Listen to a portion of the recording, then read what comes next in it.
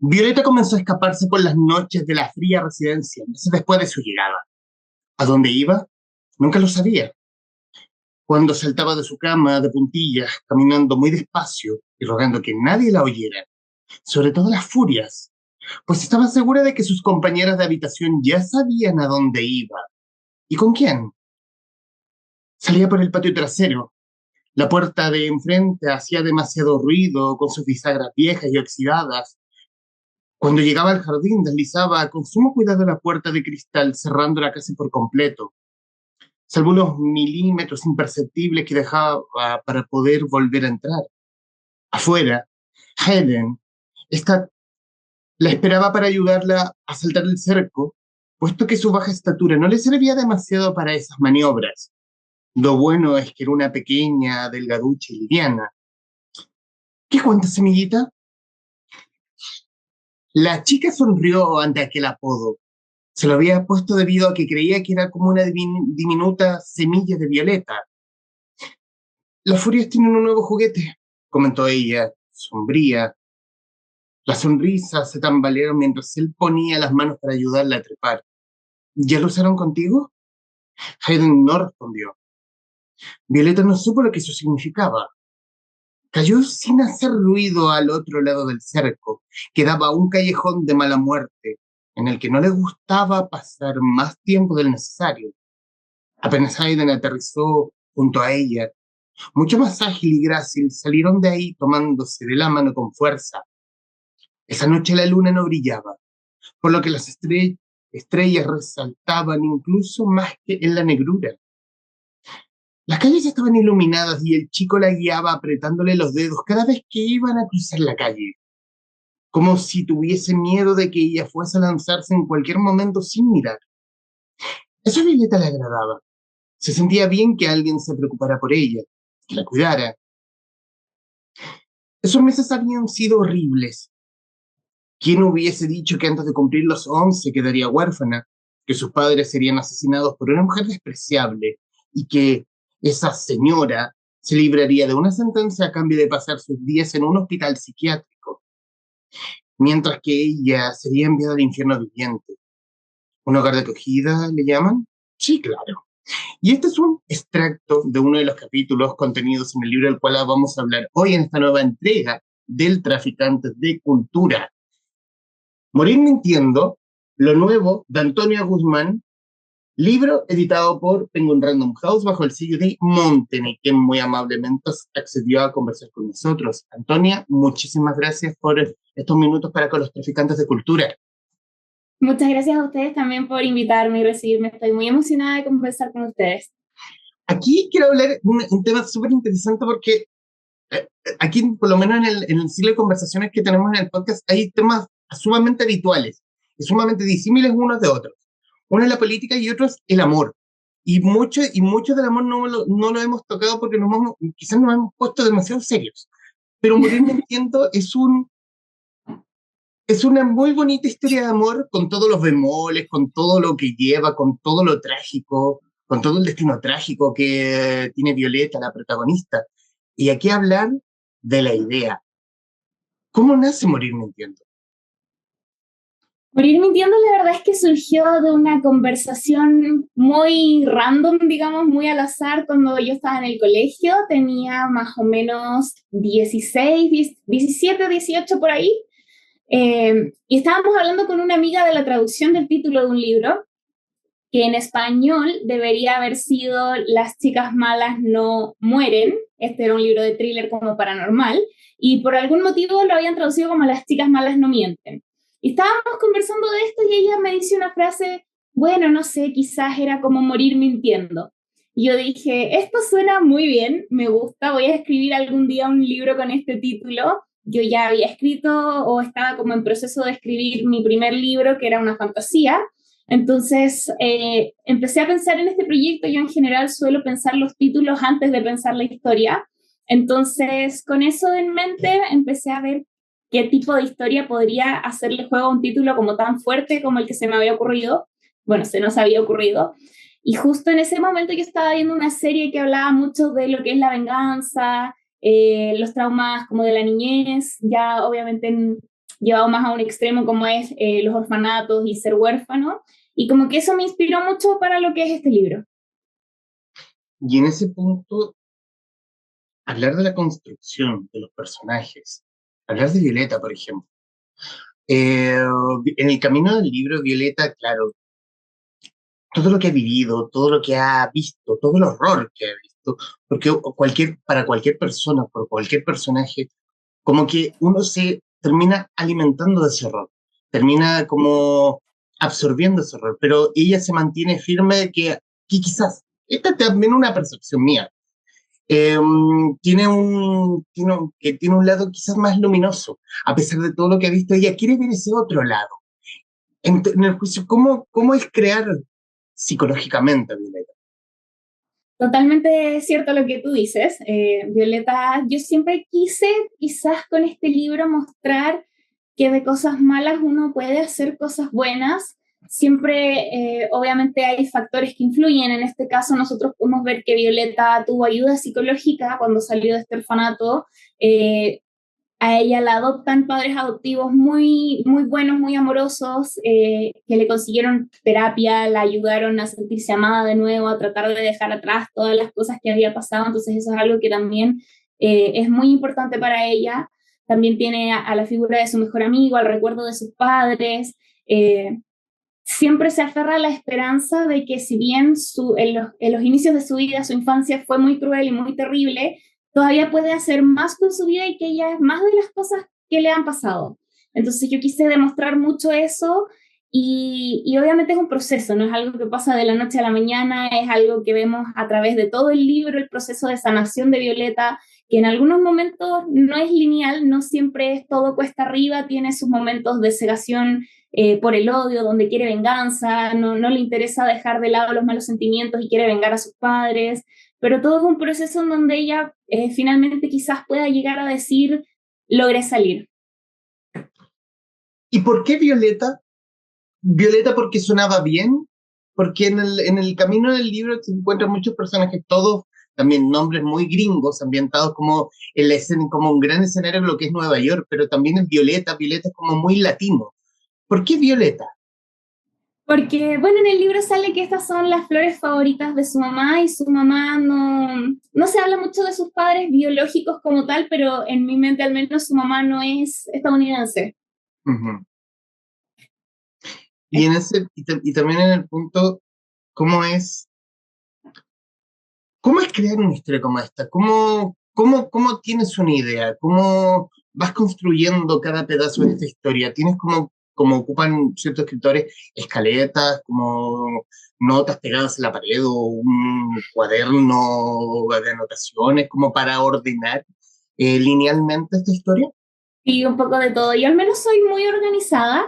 Yo generalmente tengo un documento aparte de Word donde yo planeo cada capítulo. Igual este libro, cuando lo empecé a escribir era bien joven, no había escrito tanto. Ahora, obviamente, con los años mi proceso de escritura ha ido evolucionando harto. Ya estoy más rápida para escribir, puedo planificar con mayor claridad. Este libro me tomó bastante tiempo porque fue como pausado. Hubo un momento donde yo llegué más o menos a la página 200 cuando lo empecé a escribir y pasaron años en que yo retomé la historia y ahí también había cambiado mi percepción de ciertas cosas, fui modificando para atrás. Después cuando lo volví a releer me di cuenta de que había ciertos momentos del libro en donde, claro, yo me tomé una pausa, yo sentía que había pasado mucho tiempo, entonces las cosas que le sucedieron a Violeta para mí estaban más que superadas, pero para Violeta no, porque para ella no habían pasado todos esos años, así que tuve que volver, corregir. Ha sido un proceso largo, pero para mí muy bonito. Y en ese proceso, porque también, también tengo otra pantalla con tu cuenta en Goodreads, y Uh -huh. fuera de Morir Mintiendo, tienes A través de las sombras, de la trilogía Incandescente, Incandescente uno y Iridiscente, y además El Circo de las Marionetas. Uh -huh. ¿Cómo nace la pulsión de escribir? Las ganas de escribir, la verdad, nacieron con la trilogía Incandescente. Cuando yo tenía más o menos 13 años, yo solía leer mucho en Wattpad, una plataforma online, Y las primeras historias que encontré ahí me encantaron, yo era casi adicta, me gustó mucho, recuerdo unas de fantasía, algunas historias eran paranormales, otras de diosas mitológicas, a mí ya me gustaba leer. Y en eso, buscando más historias similares a estas temáticas, me encontré con una que se llamaba, me acuerdo, La leyenda del Fénix. Yo no sé si esto seguirá existiendo, pero me acuerdo que así se llamaba. Y dije, oh, qué interesante la temática del ave fénix, me encanta, voy a leerla. Y cuando la empecé a leer, ni siquiera avancé más del primer capítulo porque de plano no me gustó la escritura, no era lo que yo pensaba. Y yo creo que esto a muchas personas nos pasa de que decimos, pucha, yo hubiera hecho esto distinto, yo lo hubiera hecho así, si yo tuviera esta temática habría hecho esto y esto y esto. Pero yo no me quise quedar con eso, o sea, yo pensaba, si es que yo creo que puedo hacer algo que me guste más, voy a hacerlo y voy a escribir el libro que yo pensé que iba a leer. ¿Y Y lo, y así lo, y lo expresaste en Wattpad? No, yo no partí en Wattpad porque no sabía la verdad, para mí era un mundo muy gigante, muy nuevo, y yo decía, hay miles de millones de personas aquí en Wattpad y yo no sé cómo llegar a ellas, me intimidaba mucho la idea de subir mis novelas ahí porque no sabía cómo promocionarlas, cómo iban a llegar a mí, así que además yo siempre quise publicar en papel, tener mis libros en físico y en ese tiempo todavía era un poco estigmatizado lo de publicar en digital y después sacar un libro en físico que no fuera inédito, estaba como esta idea de que nadie te iba a querer editar tu libro, así que yo decidí no hacerlo, no publiqué en Wattpad y seguí escribiendo para mí por largos años. Finalmente dejé de lado un poco la idea de Incandescente y la trilogía del Fénix, escribí entre medio a través de las sombras, eh, a medida que iban llegando las ideas, porque no me quise encerrar en tengo que terminar esto para poder empezar esto otro, porque era muy nueva en la escritura, entonces no tenía el sistema que tengo ahora. Ujú.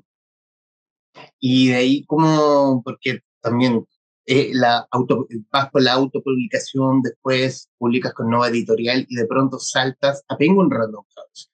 ¿Cómo es ese camino? ¿Cómo es esa escala?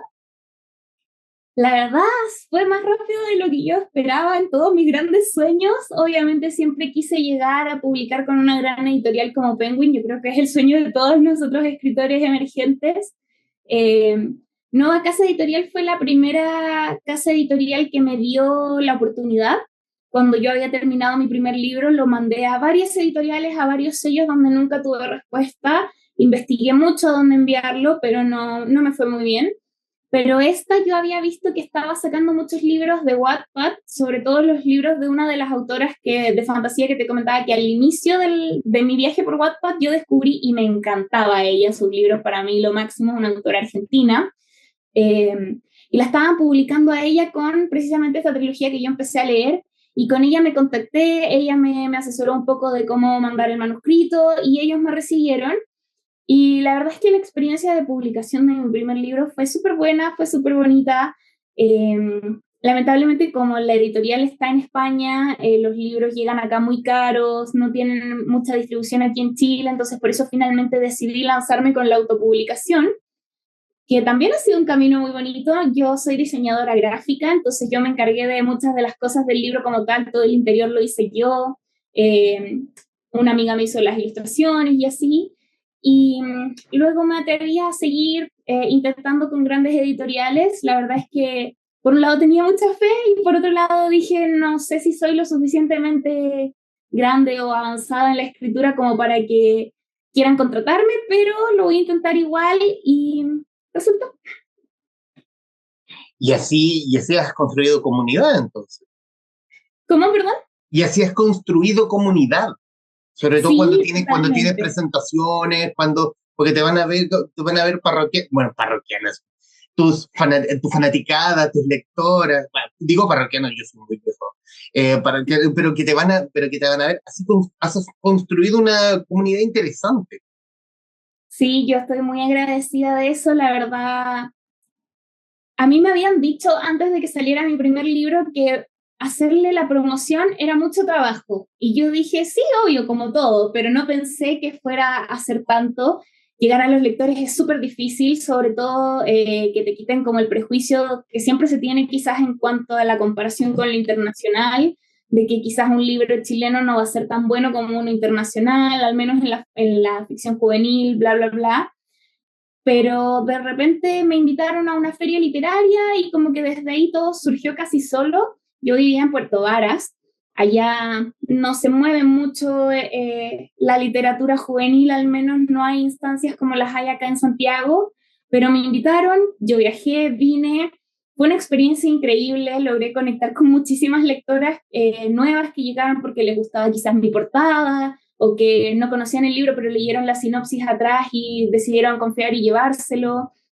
Y desde ahí traté de meterme en todo lo que podía, en todas las ferias, en todas las firmas, en todos los eventos, porque es la única manera que uno puede llegar a nuevas personas e ir surgiendo y por suerte ha dado muy bonitos resultados y mis lectoras son todo, o sea, uno escribe para ellos para poder compartir con ellas lo que uno escribe y ha tenido todo por suerte muy, muy buena recepción. Conversamos en el Traficantes de Cultura con Antonia Guzmán, autora de Morir Mintiendo, editado por Montena.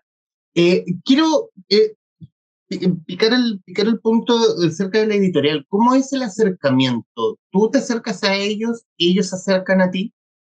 Se puede dar de las dos maneras, pero en mi caso, en todas las editoriales donde he estado, bueno, solo dos de momento, pero en ambas me he acercado yo a ellas.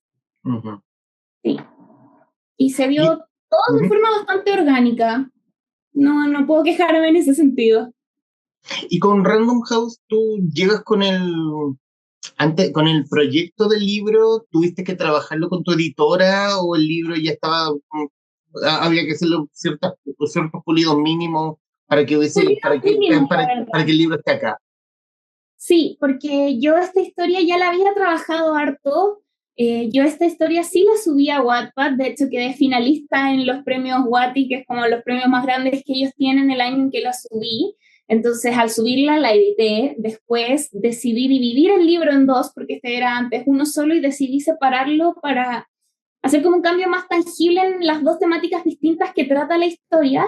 Entonces ahí también hice una gran edición y ya en ese minuto era mi cuarto, no, mi tercer libro escrito, entonces igual algo de experiencia había ganado y había pasado por dos procesos editoriales de edición y corrección antes, entonces aprendí mucho ahí para editar los libros que han seguido. Y lo que más hicimos, la verdad, fue separar algunos capítulos, pulir como siempre errores de tipeo y de ortografía, y, y estaba listo. Volviendo al libro, hablar de otro de los personajes como es Dominic, como es un buen contrapeso en el protagonismo con Violeta. ¿Cómo fue construirle, cómo fue darle como ese otro lado, ese contraluz? Es como, yo veo a Violeta como muy luminosa y a Dominic como el hijo de Satanás. No, quizás exagero, pero algo más oscuro, algo más retraído, un chico misterioso, pero demasiado misterioso. Claro, como dices tú, literalmente es un contrapeso, son muy opuestos. Yo siento que en el caso de Dominic, lo que más le ha afectado a él es darse cuenta de que, al contrario de Violeta, él viene como de una historia familiar muy privilegiada, pero por eso mismo no ha tenido la atención de sus padres, no ha sido un hijo muy querido, siempre padres muy ausentes, más que nada criado por empleadas o personal de ayuda. Entonces yo creo que eso le afecta mucho más que a Violeta en el sentido de que ella sabía que sus padres la amaban. Ella siempre tuvo esa seguridad de que sus padres no se fueron porque quisieran abandonarla, sino que se los quitaron. Y obviamente todo eso le ha calado súper hondo y entre ellos dos se ha dado una relación súper incondicional en donde ambos se complementan el uno en otro tanto en sus luces como en sus oscuridades, como que tienen todos estos matices que les ayudan a darse cuenta de cosas que por sí solo quizás no notan. En el caso de Dominic, por ejemplo, siempre va a ser Violeta la que después lo impulsa a tratar de buscar una reconciliación con sus padres, cosa que él jamás hubiera hecho por su cuenta, y él a ella a tratar de ver las cosas desde otra perspectiva y a que todavía puede encontrar la felicidad y salir adelante. En el fondo es como ese encuentro desde el abandono, pero claro, desde puntos de vista muy distintos, pero en el fondo Totalmente aquí diferente. hay abandono. Totalmente distintos y claro, ambos sufrieron el abandono, pero en el caso de él es emocional y en el caso de ella es físico. Y en ese punto también otro de los contrapesos es Ethan, y espero haberlo Sí. pronunciado bien. Es Ethan Ethan, lo conozco yo. claro, pero también es como si también es si Dominic es el contrapeso más oscuro de Violeta, Ethan es como un galán luminoso en el fondo, algo como Sí. un pequeño rayito de luz. Claro, él es un chico que ha sido afectado por las circunstancias, pero él al menos hasta donde lo ve, él ya está al otro lado de todo lo negativo que pudo haber pasado en su infancia, porque también se ve más adelante, ahí no puedo revelar mucho, pero hay muchas cosas que le ocultaron. Entonces él al no saber, él vivía en la ignorancia y hay una reflexión que él hace que él también eligió vivir en la ignorancia, porque él supo que cosas pasaron, pero nunca quiso preguntar por qué, nunca quiso investigar, prefirió cerrarse a las cosas que lo podían dañar y como que se concentró en, ya estamos bien, todo está bien, no hay por qué volver a esto, prefiero no saber.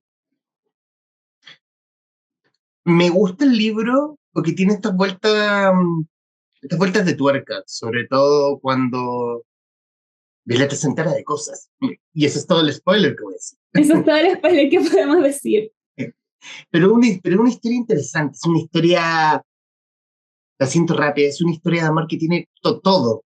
todo, pero al final de cuentas Pasas es una por todas las emociones, yo creo, al leer. y es una historia de amor que, como lo definiste en el capítulo final con el soneto 17 de Pablo Neruda, porque es un amor que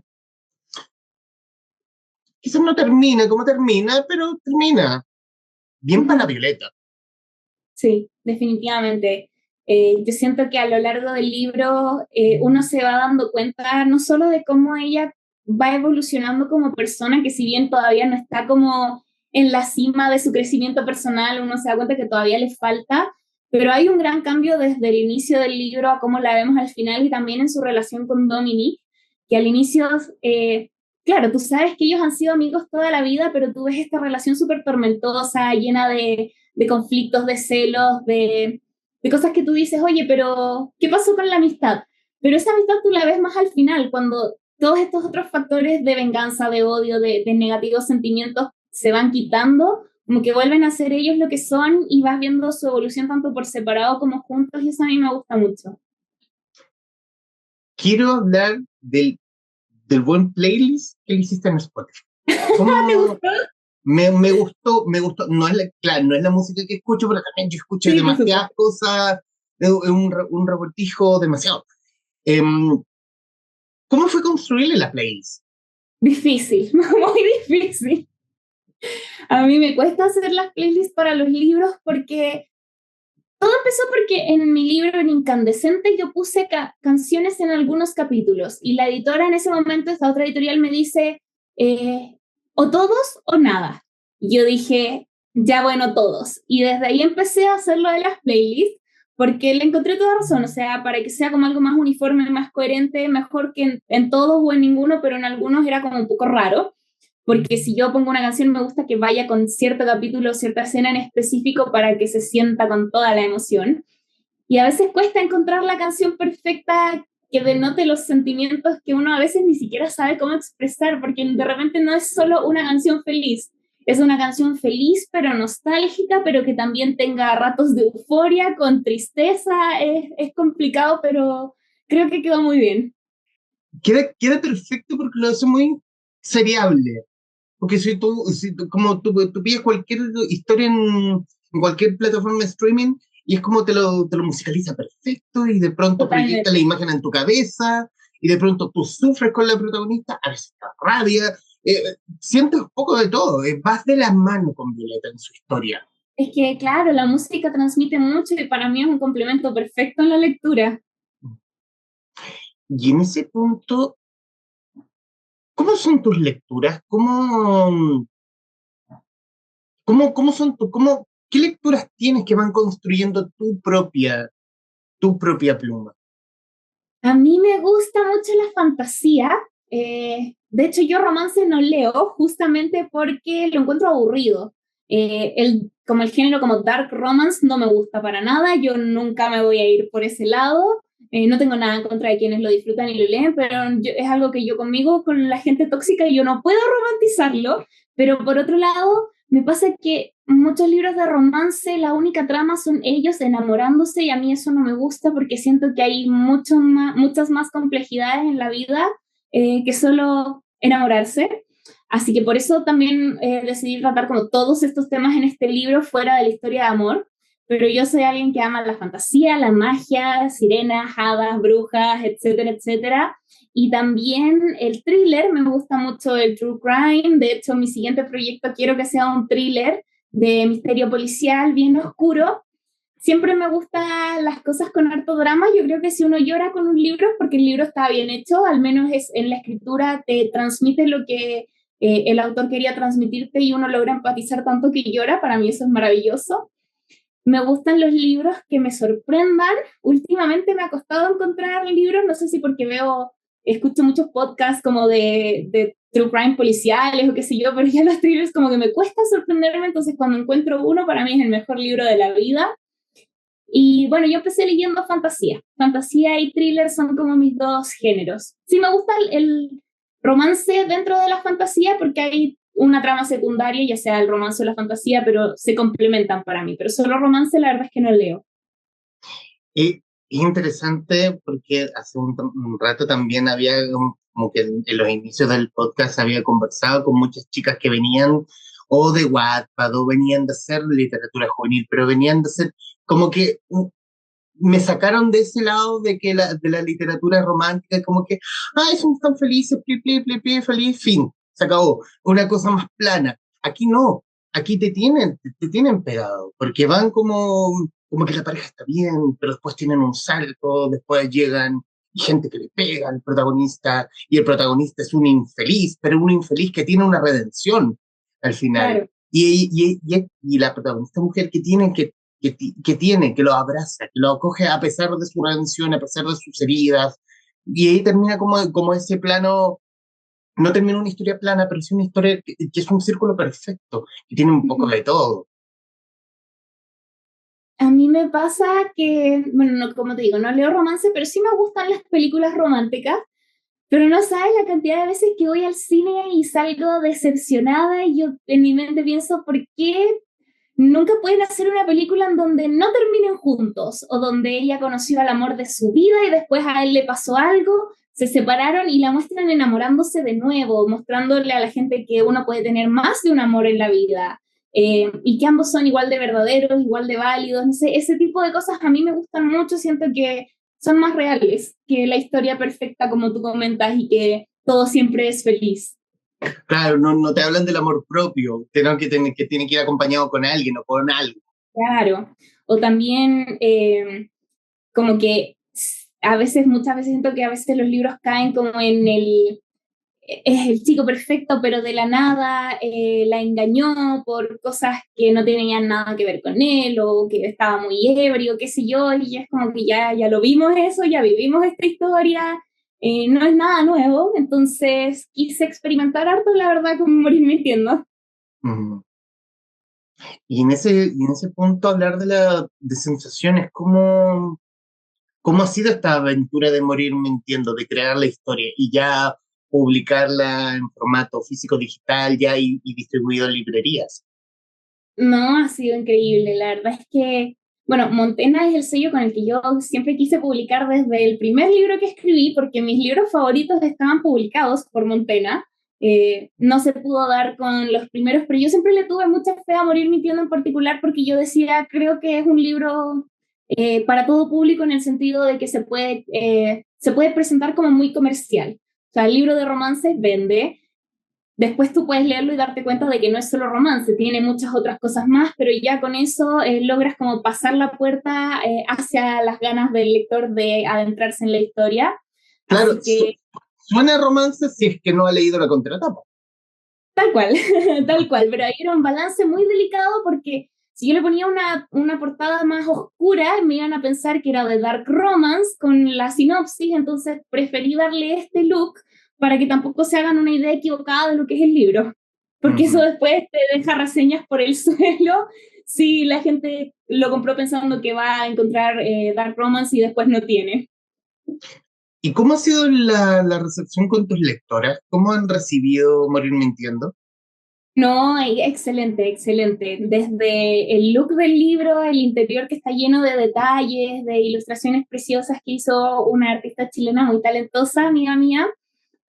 Todos les encantó cómo se ve el libro y desde ahí ya en adelante, las que ya lo han leído, siento que han logrado conectar tan bien con la historia. Yo igual tenía miedo porque muchas veces es muy fácil juzgar, por eso yo también quise poner el pasado de Violeta al inicio para después que sea más fácil empatizar con las decisiones que ella toma en el presente, que yo sé que muchas son cuestionables, muchas son infantiles, muchas son impulsivas, pero tú entendiendo su pasado, tú dices, bueno, esta niña no tuvo infancia, entiendo por qué está así despegada, entiendo por qué quiere hacer lo que hace, y obviamente también tiene sus propias consecuencias, entonces yo tenía mucho miedo de que fuera más fuerte el juzgar eso que el tratar de analizar más profundamente la historia, pero por suerte quienes lo han leído me han hecho comentarios tan bonitos, han entendido perfectamente lo que yo quise expresar con todo esto, así que estoy en la luna.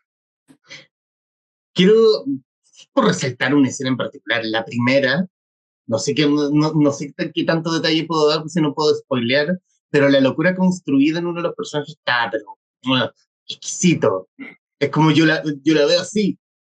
Y ya spoileé la escena.